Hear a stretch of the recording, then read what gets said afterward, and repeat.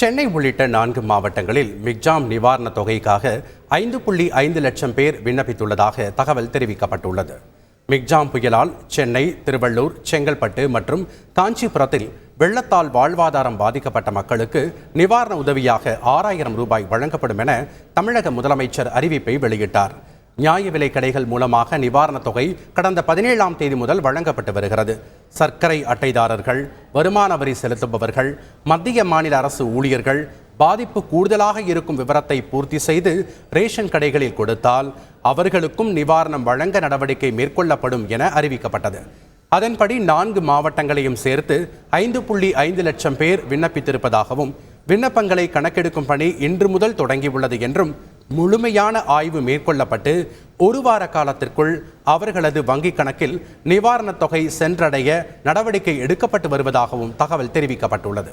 தொடர் கனமழை காரணமாக நெல்லையில் மருந்து கடைகள் அதிகம் பாதிக்கப்பட்டுள்ளன.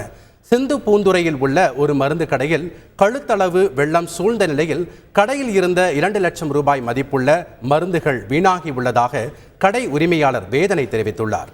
நெல்லை மாவட்டம் வள்ளியூரில் கனமழையால் பாதிக்கப்பட்ட விவசாய நிலங்களை மாவட்ட கண்காணிப்பு குழு அதிகாரி செல்வராஜ் நேரில் பார்வையிட்டார். வாழை மரங்கள் முறிந்து சேதமாகி உள்ளதையும் நெற்பயிர்கள் சேதமாகி இருப்பதையும் ஆய்வு செய்தார். பின்னர் சேதங்கள் குறித்து விவசாயிகளிடம் கேட்டறிந்தார்.